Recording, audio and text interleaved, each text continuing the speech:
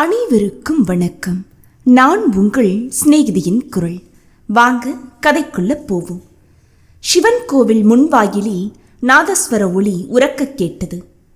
கூடவை கெட்டி மேளம் கடகடவென்று இடியோசை போல் முழங்கியது. கூடத்து தூண் மீது சாய்ந்தபடி நின்றிருந்த செண்பகா தன் காதுகளை கரங்களால் இறுக மூடிக்கொண்டாள். அவள் நெஞ்சத்தில் எழும்பியிருந்த இன்பக் கனவு கோட்டையை பொடி பொடியாக சிதறடித்துவிடும் அந்த கெட்டி மேள ஓசையை கேட்க விடாதபடி தடை செய்ய முயன்று கொண்டிருந்தாள். ஆனால் அவள் மனம் ஏற்கனவே ஏமாற்றத்தால் சுக்குநூறாகி போய்விட்டிருந்தது. கண்களில் கசியும் நீரை வெளியே வழிய விடாமல் உதடுகளை கடித்து உணர்ச்சிகளை அடக்கிக் கொண்டாள். இத்தனை நேரம் அந்த கோடி வீட்டு குப்புசாமி மகள் சுமதிக்கும் அந்த ஆஸ்திரேலியா மாப்பிள்ளைக்கும் திருமணம் முடிந்து விட்டிருக்கும். தாலி கட்டிய மறுநாளே அவன் வெளிநாடு பறந்து செல்வான். சுமதியும் ஓரிரு மாதங்களில் பறந்து சென்று விடுவாள். செண்பகா லேசாக பெருமூச்செறிந்தாள். மனம் உள்ளூர பொறுமியது, குமுறியது. பொறாமையால் அல்ல, நம்பிக்கையுடன் அவள் நாள்தோறும் எதிர்பார்த்து கொண்டிருந்த ஒரு ஆசை, கனவு கண்டு கொண்டிருந்த ஒரு வாய்ப்பு. கடந்த 1 வருட காலமாக அதையே எண்ணி எண்ணி அல்லும் பகலும் கற்பனையில் திளைத்துக் கொண்டிருந்த நினைவு வெறும் பகற்கனவாய் முடிந்துவிட்டதே. கிடைத்த சந்தர்ப்பமும் கை நழுவி போய்விட்டது. இப்படியே தூணை பிடிச்சிக்கிட்டு நின்றுக்கிட்டு இருந்தா எல்லாம் சரியாயிடும்ங்கிற நினப்பா? போ, எல்லாத்துக்கும் ஒரு குடுப்பனை வேணும்ல. சின்னம்மா புவனேஸ்வரி அடிக்குரலில் உருமினாள். அவளது கனமான உடலும் கூடவே ஆடியது. கூடத்து ஈசி சேரில் சாய்ந்து படுத்து கிடந்த அவனது தம்பி சுந்தரம், எதுக்கு அக்கா பாவம் தானே, அந்த பொண்ணையும் இப்படி திட்டுற, நடந்தது நடந்து போச்சு, அவளுக்குன்னு ஒருத்தன் பிறந்திருப்பான், கவலைப்படாத காணி என்றான் இரக்கத்துடன். நீ சொல்லிட்ட, நான் கவலைப்படாம வேறு யார் படுவாங்க சொல்லு? அம்மா இல்லாத பொண்ணாச்சே, சித்திக்காரி கொடுமை செஞ்சான்னு வரக்கூடாதுன்னு பார்த்தேன். இவ அஷ்டம்தான் இங்கே தெரிஞ்சு கிடக்குதே. அவளுக்கு மூச்சு வாங்கியது. புலம்பியபடி சமையலறைக்குள் நுழைந்து கொண்டாள் சின்னம்மா. அடிவயிற்றிலிருந்து அலையலையாக எழும்பும் கசப்பை விழுங்க முயன்றவளாய் வேகமாக கொள்ளை பக்கம் ஓடிச் சென்றாள் செண்பகா. அவளுக்கு மெத்த பிடித்த அந்த மகிழ மரத்தடியில் துவைப்பதற்காக போட்டிருக்கும் துணி வைக்கும் கல்லின் மீது அமர்ந்தாள். அதற்கு மேல் அடக்க மாட்டாதவளாய் விம்மி அழ ஆரம்பித்தாள். கடவுளே, உன் சன்னதியில தினமும் வந்து எரிஞ்சு நின்னேன்னு எனக்கு இப்படி ஒரு அவமானத்தை பரிசா கொடுத்துட்டியே. ஊர்ல இனி எப்படி மற்றவங்க முன்னிலையில தலை காட்ட முடியும் சொல்லு? இனி எப்படி நடமாட முடியும்? எப்படி திரும்பவும் கோவில் குளம்னு என்னால் தலை காட்ட முடியுமா என்ன? செண்பகா ரொம்ப அதிர்ஷ்டக்காரி. அவன் அழகுக்கு ஆஸ்திரேலியாவிலிருந்து மாப்பிள்ள பறந்து வர போறானாமே என்று ஊரார் அதிசயித்த காலம் மாறி இப்பொழுது செண்பகா கண்ணீரை துடைத்து கொண்டாள். அண்ணாந்து பார்த்தவளின் கண்களில் அந்த மகிழ மரத்து மனம் மிகுந்த பூக்கள் தென்பட்டன. பொண்ணுங்கிறவ மகிழம்பூ மாதிரிமா, அது வாடி போனா கூட எத்தனை மனம் வீசுது பாரு. அதுபோல எத்தனை கஷ்டம் வந்தாலும் குணம் மாறாம இருக்கணும் உங்க அம்மா மாதிரி என்ன என்பார் அப்பா பரமசிவம். அவர் அந்த கிராமத்து பள்ளி ஆசிரியர் பதவி வகிப்பவர். உயர்ந்த கற்பனைகள், லட்சியங்கள் யாவும் நிரம்பியவர். அவரை அந்த காலத்திலேயே அம்மா விரும்பி மணந்து கொண்டதாக அவரை பலமுறை கூற கேட்டிருக்கிறாள் செண்பகா. அப்பா பக்கபலம் ஏதுமில்லாத பள்ளி ஆசிரியர் தானே என்று அசட்டை செய்ததே இல்லையாம். அவள் பிறந்த வீட்டு சீதனமாக இப்போது வாழும் ஓட்டு வீடும் நகைகளுமாக தான் வந்தாளாம். ஆனால் தான் செல்வாக்கும் வசதியும் படைத்த குடும்பத்திலிருந்து வந்தவள் என்று ஒருமுறை கூட காட்டிக்கொண்டதே இல்லையாம். அவளது பெற்றோர் மணமுத்த தம்பதிகளாக வாழ்ந்ததன் அடையாளமாக தான் அவள் பிறந்தாள். செண்பகா பிறந்த நேரம் அவள் அம்மா பிரசவ ஜன்னியில் போய் சேர்ந்து விட்டாள். பரமசிவம் சாதாரண மனிதர்தான். குழந்தையை வைத்துக்கொண்டு அவரால் சிரமப்பட முடியவில்லை என்ற அடிப்படை காரணம் காட்டி எளிய குடும்பத்தை சேர்ந்தவள் என்று புவனேஸ்வரியை கைப்பிடித்தார். எளிமையான குடும்பம், பற்றாக்குறையில வாழ்ந்தவ. அதனால் செண்பகாவையும் அவரையும் கண்ணும் கருத்துமாக கவனித்துக் கொண்டு விடுவாள் என்ற நம்பிக்கையில் கொஞ்சம் கொஞ்சமாக மண் விழுந்தது. புவனேஸ்வரியின் கண்ணும் கருத்தும் அந்த ஓட்டு வீட்டின் மேலும் காலஞ்சென்ற மூத்தாளின் நகைகளின் மீதுமே இருந்தன. கஞ்சிக்கு வழி இல்லாம கஷ்டப்பட்ட குடும்பம்தான், ஒத்துக்கிறேன். அதனால தானே இவருக்கு 2ஆம் தரமா கட்டி கொடுத்தாங்க. அதுக்காக இருக்கிற நகைகளை எல்லாம் மூத்தவ பொண்ணுக்குன்னு வச்சுட்டா என்னோட கதி என்ன ஆகிறது? கூச்சலிட்டு தன் பங்காக அவள் அம்மாவின் இரட்டை வடம் சங்கிலி 2 வளையல் என்று சுரண்டி கொண்டு விட்டிருந்தாள். செண்பகா அதை பற்றியெல்லாம் கவலைப்பட்டதே இல்லை. சின்னம்மாவிற்கு பிறந்த 2 ஆண் குழந்தைகளையும் அவள் சித்தியின் குழந்தைகள்தானே என்று அலட்சியம் காட்டியதில்லை. சதா கடுமையாக வேலைகள் செய்யும்படி சித்தி ஏவுகிறாளே என்று கோபித்துக் கொண்டதில்லை. அப்பா இப்படி அவளின் கைபொம்மையாக மாறிவிட்டிருக்கிறாரே என்று அவள் கவலைப்பட்டதே இல்லை. அவளது கவலையெல்லாம் ஒன்றே ஒன்றுதான், அவளுக்கு இயற்கையில் ஏற்பட்டிருக்கும் அந்த பலவீனத்தை பற்றியது. அதை ஊனம் என்று உறுதியாக கூற முடியாது, பிறவிக்கோளாறு என்று ஒதுக்கவும் முடியாது. செண்பகா படிப்பில் கெட்டிக்காரிதான். உள்ளூர் பள்ளியில் முதலாவதாக தேறிய போது அவள் மேற்படிப்பிற்கு முதல் முட்டுக்கட்டை அவளது குறை, 2வது முட்டுக்கட்டை சின்னம்மா. செண்பகா ஒடிய ஒடிய பொன்னிற மேனியும் காந்தம் போன்ற கண்களும் கொண்டவள்தான். அந்த சிறிய உதடுகள், கூர்மையான மூக்கு, கவர்ச்சியான தேகமாக எல்லாம் இருந்தும் பேசும்போது இடையிடையே திக்கும் அந்த குறை அவளை பிறருடன் அதிகம் பேச விடாமல் பழக விடாமல் செய்துவிட்டிருந்தது. சின்னஞ்சிறுமியாக இருந்த காலத்தில் இந்த குறை அவளுக்கு எத்தகைய அவமான உணர்வையும் ஏற்படுத்தவில்லை. கோடிவீட்டு குப்புசாமி மகள் சுமதி அவளது பள்ளி தோழி அவ்வப்போது நேரும் மனஸ்தாபங்களில் வெவ்வ திக்குவாச்சி என்று திட்டுவதுண்டு. அப்போதெல்லாம் அந்த ஊனம் ஒரு பெரும் குறை என்றே அவள் கருதியதில்லை. காலம் செல்ல செல்ல அவள் வளர்ந்து வந்தாள். மன உணர்வுகளும் புதுமையும் மென்மையுமாக வளர்ச்சி பெற்ற சமயத்தில் அவளுக்குள்ளேயே அடிக்கடி ஒரு தாழ்வுணர்ச்சி உறுத்த ஆரம்பித்து விட்டது.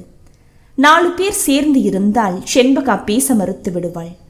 உணர்ச்சி வசப்படும் பொழுது அவளுக்கு அதிகமான நாக்கு தடுமாற்றம் ஏற்பட்டுவிடும். முக்கியமாக உயிரெழுத்துக்கள் கலந்த வார்த்தைகளை பேசும்போது வாய் கோணிக்கொண்டு பார்ப்பவர்களுக்கு அருவருப்பாக இருக்கும். அழகிய சிற்பத்தில் ஒரு சிறு மூலி போல இந்த ஊனம் அவளை வாழ்க்கையில் முள்ளாய் நெருடிக் கொண்டிருந்தது. சின்னம்மா வேறு அதை அடிக்கடி குத்தி காட்டி கொண்டிருந்தாள்.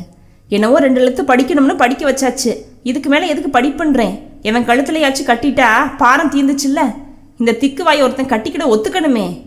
அப்பா வாயை திறக்க மாட்டார். வாழ்க்கையிலேயே மேலும் மேலும் தவறு செய்து கொண்டே போய்விட்டவர் அவர். முதலில் அவளைப் போல ஒரு குறையுள்ள மகள், 2வது சின்னம்மா, 3வது மேலும் 2 குழந்தைகள். ஒரு பள்ளி ஆசிரியர் எதையெல்லாம் சுமக்க முடியும்? கற்பனைகளையும் லட்சியங்களையும் தவிர. செண்பகாவிடம் அவர் அளவு கடந்த பாசம் வைத்திருந்தார். அதற்காகவே புவனேஸ்வரியிடம் கூட ஒரு முறை வாதாடியிருக்கிறார். புவனா, எப்படியாச்சும் செண்பகாவை காலேஜில் சேர்த்துடணும், அவள் வாங்கியிருக்கிற மார்க்குக்கு உபகார சம்பளம் கொடுப்பாங்க, ஹாஸ்டல் செலவு மட்டும்தானே சமாளிச்சுக்கலாமே. சமாளிப்பீங்க, வயசுக்கு வந்த பொண்ணை பக்கத்து டவுனுக்கு அனுப்புறதா, ஹாஸ்டலாக மண்ணாங்கட்டியான். நல்லா அலையிறீங்க அப்பாவும் பொண்ணும், ஏதாச்சும் கட்டி கொடுக்குற வழி இருக்கான்னு பாருங்க முதல்ல. இவ திக்கி திணறி படிச்சு முடிக்கிறதுக்குள்ளார வந்தவெல்லாம் ஓடி போயிடுவானுங்க, தெரிஞ்சுக்கோங்க முதல்ல, பிடிவாதத்துடன் கூறினாள் புவனா. செண்பகா வீட்டுக்குள்ளேயே முடங்கி போனாள். நல்லதொரு வீணை செய்தே அதை நலம் கெட புழுதியில் எறிவதுண்டு என்ற பாரதியின் வாக்குப்படி மகளின் அறிவை மக்கிப்போக விடவில்லை பரமசிவம். பள்ளியில் மாணவர்களுக்கு போதித்த நேரம் போக வீட்டிலும் மகளுக்கு உலக அறிவை கரைத்து புகுட்டி விடுவார். செண்பகாவிற்கு நன்றாக நினைவிருக்கிறது அந்த சம்பவம். ஒரு முறை காலை நேரத்தில் வாயிற்புறம் கோலம் போட்டுக் கொண்டிருந்தவள் சட்டென நிமிர்ந்தாள். பரமசிவத்தின் மனம் பாகாய் கரைந்தது. மகளின் தலையை ஆதரவுடன் வருடியபடி, மன்னிச்சுக்கோமா, அப்படி 3ஆம் மனுஷனுக்கு நேரா உன்னைய பெத்த நானே சொல்லியிருக்க கூடாது, என்னைய மன்னிச்சிடுடா என்றார் தடைப்பட்ட குரலில். செண்பகா சிறு குழந்தை போல தேம்பி அழுதபடி அவர் கைகளை பற்றி கொண்டாள். அதுக்கு இல்லப்பா. போதும் சமாதானம் ஆயிடுச்சுல்ல, இனி சாப்பிட்ற வழியை பாருங்க, அதட்டலாக கூறிவிட்டு புவனேஸ்வரி பரிமாற ஆரம்பித்தாள். அன்று முதல் பரமசிவம் மகளது உச்சரிப்பில் மிக கவனம் செலுத்தலானார். உயிரெழுத்துக்களை அதிகமாக உபயோகிக்காமல் பேசுவதற்கு கற்றுக் கொடுத்து வந்தார். இது மாதிரி குறைகளை எல்லாம் வெளிநாட்டில் சீர் செஞ்சிடுவாங்களாமா, அதுக்குன்னே ஒரு தனி இடம் இருக்குதான், ஸ்பீச் தெரப்பி சென்டர்னு பேருமா, நம்ம நாட்டிலே இருக்கான், விசாரிச்சு பார்க்கணும், முதல்ல பட்டணத்தில் இருக்குன்னு கேள்விப்பட்டேன் என்றார். திக்கு வாயை போக்குவது எப்படி, வார்த்தைகளை திக்காமல் பேசுவது எப்படி என்று ஆராய்ச்சி பண்ணலானார். புவனேஸ்வரிக்கு அவரது முயற்சிகள் யாவும் கேலிக்கூத்தாகவே பட்டன. இரவும் பகலும் இதே வேளையாய் அவர் இருப்பதை பார்த்து அவளுக்கு எரிச்சல் பற்றி கொண்டு வந்தது. ஊரிலிருந்து சென்ற வருடம் அவளது தம்பி சுந்தரம் வந்தபோது அது பன்மடங்காகிவிட்டது. சுந்தரம் சென்னையில் வியாபார தரகராக வாழ்ந்து வந்தார். வீடு வாங்க விற்க மட்டுமல்லாமல் கல்யாண சந்தையிலும் மாப்பிள்ளை வாங்க விற்க வல்லவராக விளங்கினார் என்பது அவரது அட்டகாசமான சிரிப்பிலும் பேச்சிலும் தெரிய வந்தது. கிராமத்தில் சிறிது காலம் அக்காவிடம் சீராடி போக வந்தவர் செண்பகாவை பார்த்ததும் அசந்து போய்விட்டார். செண்பகாவாது ரொம்ப அழகான குட்டியா வளர்ந்துருச்சே, அழகு மட்டும் இருந்துட்டா போதுமா, அதிர்ஷ்டம் வேணா, கட்டிக்க வர்றவெல்லாம் இவ பேச்சை பார்த்தா ஓடிட மாட்டானா என்ன? நொடித்தாள் தமக்கை. ஏன் தம்பி, நீ தான் கல்யாண தரகரன்னு பெருமை அடிச்சுக்கிறியே, இவளை எப்படியாச்சும் ஒருத்தன் தலையில தள்ளிவிட பாரு. அக்காவின் பொறுமலை கேட்ட சுந்தரம் தமக்குள் யோசனையில் ஆழ்ந்தார். அக்காவாச்சே, கமிஷன் கிடைக்காதோன்னு பயப்படுறியோ? புவனேஸ்வரி கிண்டலாக கேட்டதும், சச்ச அப்படிலாம் இல்லக்கா, ஒரு நல்ல இடம் இருக்கு, சரிப்பட்டு வருமானு பார்க்குறேன் தயங்கினார். சொல்லு சொல்லு பாப்போம். தமக்கை பிடுங்கி எடுக்காத குறையாக சுந்தரத்தை துளைத்தெடுத்து விட்டாள். பையனுக்கு தகப்பனார் இல்லை, தாய் மட்டும்தான், ஒரே மகன்தான். ஆஸ்திரேலியாவில் மேல் படிப்பு படித்து அங்கேயே விவசாயம் பண்ண ஆராய்ச்சி பட்டம் வாங்கியவன், அங்கேயே பல வருஷமாக வேலை பார்க்குறவன். பையன் தங்கமானவன் தான். ஒவ்வொரு முறையும் இந்தியா வர்றப்ப அவங்க அம்மா என்கிட்ட ஏதாச்சும் நல்ல பொண்ணு இருந்தால் சொல்லுங்கன்னு கேட்பாங்க. நானும் எத்தனையோ இடம் பார்த்து கொடுத்துட்டேன், ஆனால் வேலை வரல அதுக்கு. அப்போ பையன் எப்போ வருவானா? நம்ம செண்பகாவை பார்த்தா பிடிக்கும். அக்கறையுடன் மேலும் தூண்டிவிட்டாள் சின்னம்மா. மாலை பள்ளியிலிருந்து திரும்பிய அப்பாவிடம் ஆஸ்திரேலியா பையனை பற்றிய புள்ளி விவரங்களை கண் காது மூக்குகளுடன் விவரித்து விட்டிருந்தாள் சின்னம்மா. அங்கெல்லாம் கார் வீடுன்னு வசதியாக இருக்கலாமா, அப்படி கஷ்டப்படலாம் ஒன்றும் வேணாமா. நம்ம செண்பகாவை பார்த்தா அப்படியே மயங்கி போயிடுவான் பையன்னு தம்பி சொல்லுது. என்ன சொல்றீங்க? சின்னம்மா சொல்லாமல் விட்டுவிட்ட சில விஷயங்களை செண்பகாவின் மனம் அசை போட்டது. செண்பகா ஆஸ்திரேலியாவிற்கு போனால் அவளது தம்பிகளை படிப்பதற்காக அழைத்து கொள்ளலாம். செண்பகாவிற்கு பேறுகாலம் வந்தால் உதவிக்கு என்று சின்னம்மாவை கூப்பிடலாம். அந்த சாக்கில் சின்னம்மா ஏரோப்ளேனில் பறந்து நானும் ஆஸ்திரேலியாவுக்கு போனேன் என்று பெருமையடித்து கொள்ளலாம். இதற்கு மிக முக்கியமாக செண்பகாவின் குறை குறுக்கே நிற்குமே, அதற்கும் ஒரு வழி கூறிவிட்டிருந்தார் சுந்தரம். கூடுமானவரை செண்பகாவை பேசாம சமாளிப்போம், மற்றதெல்லாம் அவர் பார்த்துக்குருவாரு. பரமசிவம் பையனின் வயதை பற்றி கேட்டார். கொஞ்சம் வயசு அதிகம்தான், செண்பகாவுக்கு 20 முடிய போகுது, அவனுக்கு 39 வயசு இழுத்தார் ஆரம்பத்தில். அதனால என்னன்றேன், ஆம்பளையோட வயசுலாம் ஒரு வயசா? இப்போ உங்களை நான் கட்டிக்கலையா? அது போக இது மூத்த சம்சாரம் தானே. மனைவி போட்ட போட்டி அடங்கி போனார் அவர். ஒரு கோவிலில் வச்சு தாலி கட்டிக்கிட்டா கூட போதுமா, சிக்கனமாக திருமணம், உடனடியாக மனைவியை அழைச்சிட்டு போயிட ஏற்பாடு, அவ்வளவுதான்.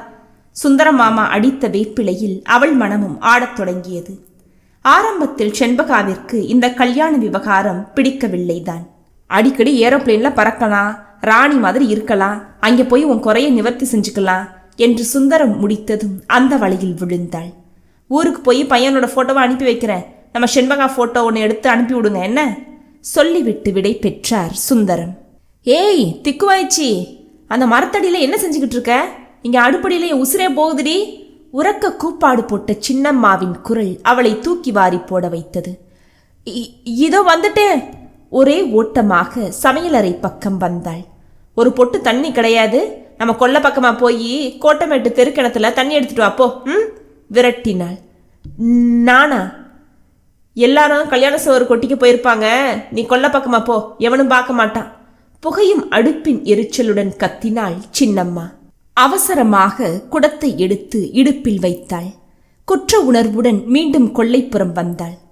இன்னைக்கு ஒரு நாளாவது இந்த சித்தியை போய் குடிநீர் எடுத்து வரக்கூடாதா? பெருமூச்சு விட்டபடி கொள்ளை கதவை திறந்தவள் மெல்ல சுற்றுமுற்றும் பார்த்தபடி பதுங்கி நடந்தாள். நல்ல வேளை, கிணத்தடியில யாரையும் காணா, எல்லாரும் கல்யாணத்துல இருப்பாங்கன்னு நினைக்கிறேன். வேகமாக ராட்டினத்தில் சுற்றியிருந்த கயிற்றை குடத்தில் சுருக்கிட்டு நீரை முகர்ந்தவள் அவசரமாக திரும்பி நடந்தாள். ஏய் செண்பகா! பின்னாலிருந்து ஒரு குரல். அவளுக்கு பழக்கப்பட்ட குரல்தான். கதிரேசன் தான் நின்று கொண்டிருந்தான். ரொம்ப வருத்தமா இருக்குது செண்பகா, உன்னைய நேர பார்த்து பேசணும்னு துடிச்சிட்டு இருக்கேன் தெரியுமா? வெடுக்கென்று தலையை நிமிர்த்தினாள் அவள். எனக்கு நல்லாவே தெரியும், இப்ப சந்தோஷமா இருக்கிறீங்கல்ல, போங்க. அதற்கு மேல் பேச முடியாமல் உதடுகள் கோணிக்கொண்டன. திக் பிரம்மையுடன் நின்று விட்டான் கதிரேசன். பொடிநடையாக தண்ணீர் குடத்துடன் கொள்ளை கதவு வழியே உள்ளே நுழைந்தாள் செண்பகா. அவளுக்கு மூச்சு வாங்கியது. நெஞ்சும் மார்பும் படபடக்க கதவை படக்கென்று காலால் மூடினாள். ஆனால் மனக்கதவு பட்டென திறந்து கொண்டது. சிவன் கோவிலுக்கு அவள் வாரம் தவறாமல் போவதுண்டு. பக்தி சிரத்தையுடன் தனக்கு ஒரு வளமான வருங்காலத்தை வேண்டி அவள் அங்கே போய்விடுவாள். ஒரு வெள்ளிக்கிழமை என்ற நினைவு. அவர்கள் வீட்டிற்கும் சிவன் கோவிலுக்கும் குறுக்கு வழியாக வயல் வரப்பின் மீது விரைந்து கொண்டிருந்தவள் காலடி யோசை கேட்டு சட்டென திரும்பினாள். புன்னகையுடன் கதிரேசன் நின்று கொண்டிருந்தான். இடையில் மடித்து கட்டிய வேஷ்டி, மேலே அரைக்கை பனியன். கோயிலுக்கா? முகத்தை திருப்பியபடி மேலே நடந்தாள். தனியா போறிய செண்பகா, உனக்கு பயமா இல்லையோ? கனிவோடு கேட்டபடி பின்னால் வந்தான் அவன். எனக்கு பயம்லாம் ஒன்னில்லையே. செண்பகா சுட சுட பதிலளித்து விட்டு வேகமாக நடந்து விட்டாள். அன்று மட்டுமல்ல, பலமுறை அவளிடம் பேச முயன்ற போது கன்னத்தில் அரைவது போல் அவள் பதிலளித்து விட்டிருக்கிறாள். அதுவும் சுந்தரம் மாமாவிடமிருந்து அந்த ஆஸ்திரேலியா மாப்பிள்ளையின் போட்டோவும் விளக்கங்களும் வந்த பின்பு அவள் அடியோடு மாறித்தான் போனாள். கலர் போட்டோக்கள், பெரிய காருடன் பெரிய வீட்டின் முன்பக்கம் அழகான புல்வெளியில் படுத்தபடி அலங்காரமான வரவேற்பு பின்னணியில் குக்கிங் ரேஞ்ச் வைத்திருக்கும் சமையலறை என பல்வேறு கோணங்களில் விதவிதமாக உடைகளில். ஏயப்பா, குபேரபுரி என்றால் இதுவாக தான் இருக்குமோ? பூர்வாங்கமாக செண்பகாவின் போட்டோவை அனுப்பியாயிற்று. பையன் நாகரத்தினம் ஒப்புதல் தெரிவித்து தாய்க்கு கடிதம் எழுதிவிட்டிருந்தான். சுந்தரம் மாமா பரபரப்பாக மீண்டும் ஊருக்கு வந்தவர், எல்லா ஏற்பாடுகளையும் செஞ்சிடுங்க, மூர்த்த தேதி வச்சுட்டா பையன் லீவ்ல வருவான், தாலி கட்டிட வேண்டியதுதான், அவ்வளவுதான், வேற எதுக்கும் அவனுக்கு நேரம்லாம் இல்லை என்று அவசரப்படுத்தினார். பொண்ணை நேர்ல பார்க்க வேணாமா? பரமசிவம் சற்று தயங்குத்தான் செய்தார். வெளிநாட்டில் வாழ்றவன் பொண்ணை நேரில் பார்த்து பேசணும்னு விருப்பப்பட மாட்டானா? அப்படியே செண்பகாவோட குறை தெரிஞ்சிருச்சுன்னா? அவங்க அம்மா கிட்ட எல்லா விவரமும் சொல்லிட்டேன், எப்படியாச்சும் சரி கட்டிப்பாங்க பையனை. இந்த வாட்டி கல்யாணம் செஞ்சுக்காம பையனை திரும்ப வெளியூர் அனுப்புறதா இல்லையா? கவலைப்படாதீங்க, முதல்ல தாலி கட்டிட்டா எல்லாம் சரியா போயிடும். தமிழில் பேசினாதானே தெரிய போகுது, சின்னம்மா தீர்மானமாக கூறிவிட்டாள். பையன் ஆஸ்திரேலியாவிலிருந்து இதோ வருகிறான் அதோ வருகிறான் என நாட்கள் மாதங்களாகி போயின. அடிக்கடி சுந்தரம் மாமா வேறு நம்பிக்கை தெரிவித்து கடிதம் போடுவார். மீண்டும் ஒரு நாள் எதிர்பாராத விதமாக வயல் பரப்பின் அருகில் கதிரேசனை நேருக்கு நேராக சந்தித்து விட்டாள் செண்பகா. அவனை பாராதவள் போல மேலே நடக்க முயன்றாள். கல்யாணம் வருது போல இருக்குது. அவள் சட்டென திரும்பி நின்றவள், ஆமா, ஆஸ்திரேலியாவிலிருந்து வர்றாரு என்றாள் கர்வம் துணிக்கும் குரலில். அங்கே போயும் நான் இங்கே செய்கிற வேலையை தானே செய்கிறானா? உறக்க சிரித்தான் அவன். அவளுக்கு ஒரே எரிச்சல், எரித்து விடுவது போல அவனையே பார்த்தாள். செண்பகா, நெசமா சொல்லு, நீ ஆசைப்பட்டு தான் இந்த கல்யாணத்துக்கு சம்மதிச்சியா? அவன் குரலில் வேதனை தோய்ந்திருந்தது. ஆமா, ஒன்னே ஒன்று சொல்லிட விரும்புகிறேன் செண்பகா. நானும் அவனை போல படிப்பு படிச்சு வந்தா. ஆனால் என்னோட படிப்பு என் சொந்த மண்ணில் தான் பலன் தரணும்னு இங்கே வந்துட்டேன். ஆனால் அவன் பணம் பெருசுன்னு அயல் நாட்டில் உழைக்கிறான்.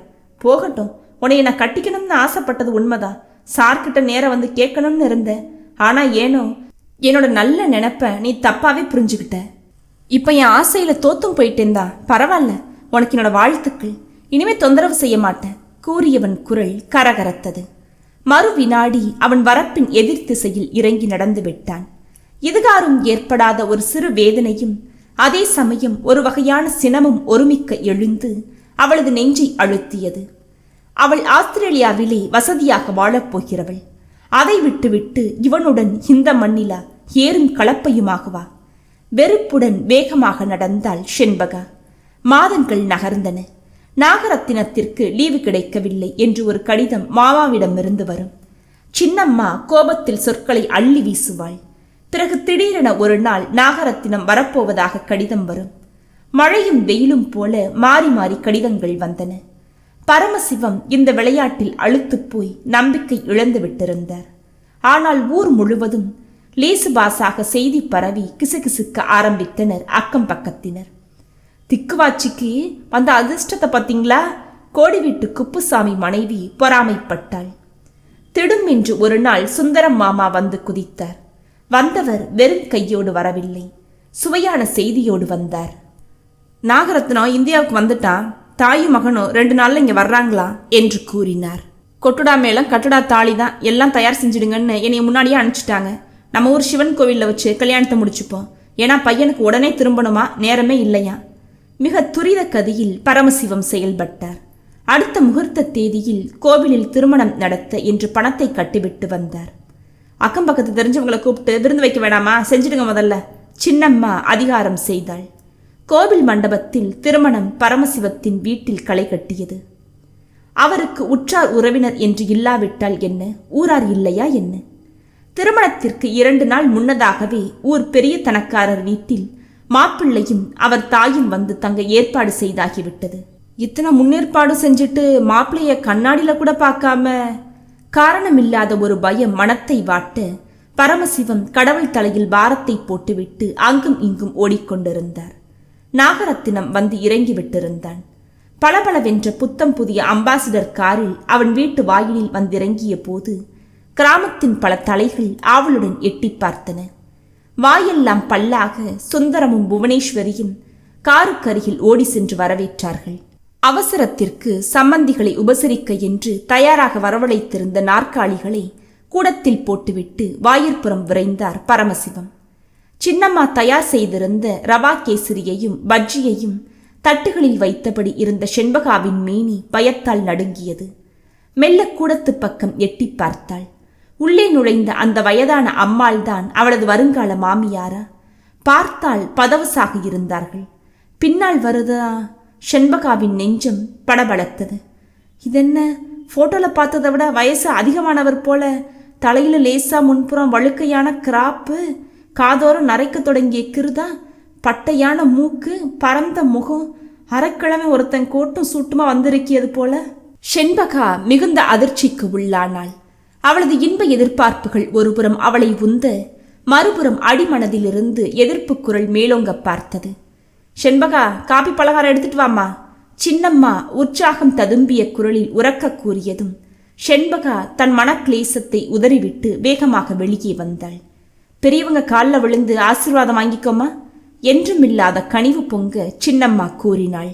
இருக்கட்டுங்க, முதல்ல பொண்ணுகிட்ட தன்னை பிடிச்சிருக்கான்னு கேட்கணும்னு தம்பி ஆசைப்படுது. நாகரத்தினத்தின் தாயார் ஆரம்பித்தாள்.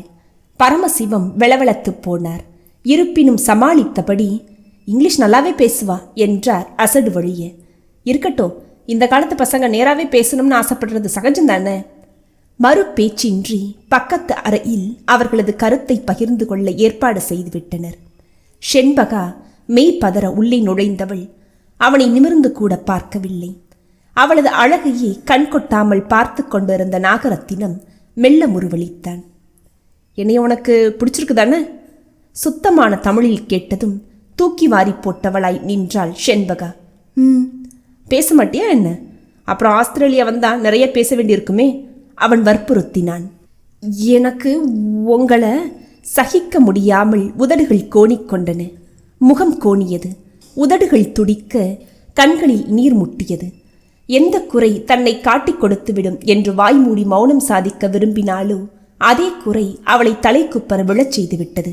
தூக்கி வாரி போட்டது அவனுக்கு. சற்று முன் அவளது அழகில் சொக்கிப்போய் நின்றவனது முகத்தில் முதலில் திகைப்பும் தொடர்ந்து வெறுப்பும் மேலோங்கி நின்றன. பதில் கூறாமல் பறக்கென்று வெளியே பாய்ந்தான். அம்மா புறப்படுங்க, இனி இங்கே நமக்கு வேலையே இல்லை. சரசரவென தாயும் மகனும் வெளியேறி கார் கதவை படார் என்று சாத்திக்கொண்டு கிளம்பிவிட்டனர். ஒரு கணம் யாவரும் அதிர்ந்து போய்விட்டனர். என்னடி ஆச்சு? நீ என்ன சொல்லி தொலைச்ச? வழிய வந்த சீதேவிய காலால உதச்சு தள்ளிட்டியா? எனக்கு தெரியுமே, நீ அவனை வேண்டாம் பிடிக்கலைன்னு சொல்லியிருப்ப, அப்படித்தானே? சின்னம்மா பொரிந்து கொட்டினாள்.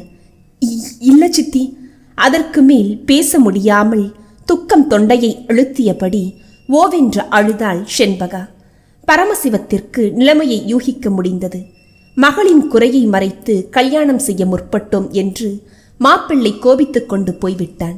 இனி எப்படி அவர் ஊரார் முகத்தில் விழிப்பார்? கண்கள் கலங்க மகளை அருகே அழைத்து அணைத்தார். அழாதடா கண்ணா, நான் ஒரு படிச்ச முட்டாளாயிட்டேனே. 1000 பொய் சொல்லி ஒரு கல்யாணம் செய்யணும் சொல்லுவாங்களே, நான் ஒரே ஒரு பொய் தானே சொல்ல போறோமேன்னு தவறா நினைச்சிட்டேன். எனக்கு ஆண்டவன் சரியான தண்டனையை கொடுத்துட்டாமா.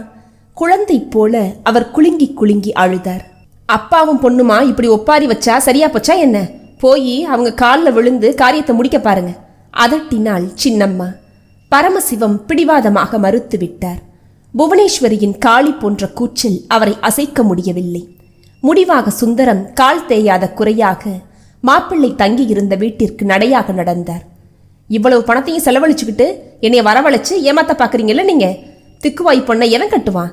எனக்கு இனி நிக்க நேரம் இல்ல, நான் திரும்ப புறப்பட வேண்டியிருக்குது. ஆணித்தரமாக அபிப்பிராயம் தெரிவித்து விட்டான் நாகரத்தினம். ஊரார் கண்களில் அவன் ஒரு ஆண்மகன், அதிலும் வசதியானவன். செண்பகா இல்லாவிட்டால் இன்னும் எத்தனையோ பெண்கள் மாலை சூட தயாராக இருப்பார்களே. கோடி வீட்டு குப்புசாமி காற்றுள்ள போதை தூற்றிக்கொள்ளும் சந்தர்ப்பத்திற்காக காத்திருந்தவர் போல அந்த காலி இடத்தை நிரப்ப தன் பெண் சுமதியை தள்ளிவிட்டார். காலமும் நேரமும் யாருக்காகவும் காத்திருப்பதில்லை. செண்பகாவின் விஷயத்தில் அது உண்மையாகிவிட்டது. அதே முகூர்த்தத்தில் அவளது இடத்தில் சுமதி அமர்ந்து விட்டாள். செண்பகா நெஞ்சை அமுக்கிக் கொண்டாள். வாய்க்குள் எழுந்த விம்மலை அடக்கிக் கொண்டாள். சமையலறைக்கு சென்று தண்ணீர் குடத்தை இறக்கி வைத்தாள். கண்களில் நீர் வழிந்து விட்டால் நிச்சயம் சித்தி கடுமையாக திட்டுவாள். வெளியே வந்தவள் கூடத்து ஈசி சேரில் சாய்ந்திருந்த சுந்தரத்தை விரக்தியுடன் பார்த்தாள். வரப்போகிற அரை கிழவனுக்காக அடுத்த வீட்டில் இருக்கும் கதிரேசனை உதறிவிட்டாளே. இனி எந்த காரணத்தோடு அவனிடம் பேச முடியும்? அவனை எத்தனை உதாசீனம் செய்திருக்கிறாள். அசட்டையாக பதில் சொல்லியிருக்கிறாள். சின்னம்மாவிற்கு இந்த விஷயம் தெரிந்தால் அவளை கண்டதுண்டமாக வெட்டி போட்டு விடுவாள். தன்னிடம் ஒரு குறையை வைத்துக்கொண்டு எவ்வளவு கர்வம்! அவளுக்கு தேவதானா? எண்ணி எண்ணி மனம் குமைந்து போனாள் அவள். எதுக்குமா அழுவுற? இவன் இல்லாட்டி இன்னொரு மாப்பிள்ள விடுன்றே சுந்தரம் ஆறுதலாக கூறினார். அவர் அருகில் வந்தவள் கண்களை துடைத்தபடி, மாமா, எனக்கு கல்யாணமே வேணாம் என்றாள் திடீரென. திகைப்புடன் அவளை பார்த்தவர், ஏமா அழுத்துக்கிற? உங்ககிட்ட ஒரு சின்ன குறை இருக்குது, அது உண்மைதான். அது ஒன்றும் பெரிய வியாதியா என்ன? சரிப்படுத்திட்டா போகுது, விடு. நீ மனசை போட்டு அலட்டிக்காத என்ன? நான் பட்டணத்துக்கு போய் வேண்டா, நான் நிச்சயமா கல்யாணம் செஞ்சுக்க போறதில்ல மாமா. எனக்கு பட்டணத்திலே ஒரு நல்ல வேலையா பார்த்து தாங்களேன் ப்ளீஸ் என்றாள் பிடிவாதமாக. வீடு திரும்பிய பரமசிவம் மிக சோர்வுடன் காணப்பட்டார். அவரும் செண்பகாவைப் போல வீட்டினுள் ஒளிந்து கொள்ள முடியாதே. எல்லாவற்றிற்கும் மேலாக வயிறு என்று ஒன்று இருக்கிறதே. பள்ளி வேலை செய்யாவிட்டால் வீட்டில் சமையல் பானை காலிதான். ஏற்கனவே கடனுடன வாங்கி சாமான்களை வாங்கி போட்டாயிற்று. இதையெல்லாம் அடைத்தாக வேண்டும். மேற்கொண்டு 2 பிள்ளைகளை பெரியவர்களாக்க வேண்டும். வாழ வேண்டிய நிர்பந்தத்தின் கடமைக்காக அவர் வெளியே சென்று வந்தார். ஊரார் முகங்களில் தென்பட்ட ஏளன பார்வைகளை தாங்க முடியவில்லையே. பாவம் செண்பகா என்ன செய்வாள்? மனதிற்குள் சலித்தபடிதான் வீடு திரும்பியிருந்தார். இரவு சாப்பாட்டின் போது வீடை மௌனத்தில் ஆழ்ந்திருந்தது. என்னமோ நிகழ்ந்து விட்டது போன்ற புழுக்கமான சூழ்நிலை. மௌனமாக அருகில் உட்கார்ந்திருந்த மகளை கனிவுடன் பார்த்தார் பரமசிவம். தட்டில் போற்றிருந்த சோற்றை விரல்களால் அலைந்தபடி தலையை குனிந்தவாறு இருந்த மகளை கண்டதும் அவர் மனம் துணுக்குற்றது. சாப்பிடேம்மா, நடந்தது நடந்து போச்சு, விடே. சமாதானம் கூற முயன்ற அவர் மனம் துணுக்குற்றது. ஒரு பொண்ணுக்கு துப்பு வேணா? பேசுறப்ப கவனமா பேசணும் 100 வாட்டி சொல்லி கொடுத்தேன்டா. சமயத்துல காரியத்தையே கெடுத்துட்டா. புலம்பியபடி சாம்பாரை ஊற்றினாள் புவனேஸ்வரி. எனக்கு கல்யாணமே வேணாம் அப்பா, என்னை விட்டுடுங்கப்பா, விட்டுடுங்கன்னு சொல்றேன்ல. விசும்பியபடி கையை உதறிவிட்டு எழுந்தாள் செண்பகா. கூடவே எழுந்த பரமசிவம் மனைவியை உறுத்து பார்த்தார். நீ செஞ்ச தப்பெல்லாம் போதாதுன்னு அதை இன்னைய வார்த்தையால் சித்திரவதை செய்யற, வாயு மூன்றி முதல்ல என்று சீறினார். சாதுவாக இதுநாள் வரை இருந்த கணவர் திடீரென புலி போல் வெகுண்டெழுந்ததை கண்ட புவனேஸ்வரி பயந்து போனாள். என்ன ஆச்சு இந்த மனுஷனுக்கு? அக்கா, நீ தொடர்ந்துடக்காத, ஏற்கனவே மனசு புண்ணாய் போய் அந்த பொண்ணு கஷ்டப்படுதில்ல. சுந்தரம் தன் பங்கிற்கு வேறு சொல்லவும் அவளுக்கு எரிச்சல் தாங்க முடியவில்லை. ஊருக்கு இழிச்ச வாயன் பிள்ளையார் கோயில் ஆண்டியான், என்னமோ இந்த பொண்ணுக்கு ஒரு நல்ல வாழ்வு கிடைக்கணும் பார்த்தா. சுந்தரமும் மேற்கொண்டு பேச விரும்பாதவராய் ஒரே வாயாய் சோற்றை அள்ளி போட்டுக்கொண்டு எழுந்து விட்டார். கூடத்து பக்கம் கையை கழுவிக்கொண்டு மகளை பின்தொடர்ந்தார் பரமசிவம். அப்பா, எனக்கு வேலை தேடித்தாங்கப்பா. எதுக்காக என்னை இப்படி அவமானப்படுத்துறீங்க? நான் என்ன பாவம் செஞ்சிருக்கிறேன்ப்பா? அவரது மார்பில் முகத்தை புதைத்து கொண்டு கதறி அழுதாள் செண்பகா. அவரது உள்ளம் பாசத்தினால் பொங்கியது. கண்கள் கலங்கின. அழாதம்மா, ஓ இஷ்டப்படியே ஏதாச்சும் வேலை தேடித்தர என்ன? மகளின் முன்னெற்றி மயிரை ஆதரவாகவும் அன்புமாக ஒதுக்கியபடி கூறினார். இந்த ஊர்ல வேணாம்ப்பா, பிடிவாதமாக கூறினாள் திணறலாக. வேற எங்கேம்மா என்னால முடியுன்ற? அவர் திகைத்து போனார். பின்னால் வந்த சுந்தரம், நீங்க ஏன் தான் கவலைப்படுறீங்க? நான் மெட்ராஸ்க்கு அழைச்சிட்டு போறேன். அங்கே இந்த 10ஆம் கிளாஸ் படிப்பு மட்டும் போதாது தான், கொஞ்சம் ஷார்ட் ஹேண்டு டைப்பிங் எல்லாம் படிக்கட்டும், நல்ல வேலை கிடைக்கும்னு. செண்பகாவிற்கு மனசு ஆறுதலாகவும் இருக்கும். கொஞ்சம் விட்டு பிடிக்கலாமே என்று கூறினார். புவனேஸ்வரியும் இதற்கு சம்மதம் அளித்து விட்டாள். கொஞ்ச காலம் ஊரார் வாயிலிருந்து மீண்டால் போதும் என்றாகிவிட்டது அவளுக்கு. பரமசிவமும் அதையே விரும்பினார். செண்பகாவிற்கு ஒரு புது வாழ்வை தொடங்குவது போன்ற உணர்வு, கசப்பான உணர்வை உதறிவிட்டு ஒளிய முயல்வது போன்ற ஆத்திரம், ஒரு அவமான சூழலில் இருந்து தப்பித்து வெளிவந்து விட்டது போன்ற அவசரம். பல்வேறு உணர்ச்சிகளுடன் அவள் சுந்தரம் மாமாவுடன் சென்னைக்கு பயணமானாள். செண்பகாவிற்கு சென்னை மாநகரம் புதிதுதான் என்றாலும் ஓரிரு முறை ஊரில் நடக்கும் திரைப்படங்களில் பார்த்து கவனம் செய்து கொண்ட ஊர், அப்பா சொல்லிக் கொடுத்த பாடப்புத்தகங்களின் வழியாக அறிந்து கொண்ட ஊர். சென்னையின் பரபரப்பு அவளுக்கு மெத்த பிடித்திருந்தது. சுந்தரம் மாமா திருவல்லிக்கேணியில் ஒரு சிறு சந்தில் குடியிருந்தார். அவரது மனைவியும் மகள் சரோஜாவும் அவளிடம் அன்பாக நடந்து கொண்டனர். சென்னையில் காலடி எடுத்து வைத்ததும் முதல் வேளையாக அவளை சுந்தரம் திருமதி குணசேகரம் வீட்டுக்கு அழைத்து போனார். மாம்பழத்தில் அவர்களது பங்களாவிற்குள் மாமாவுடன் நுழைந்த செண்பகா அசந்து போனாள்.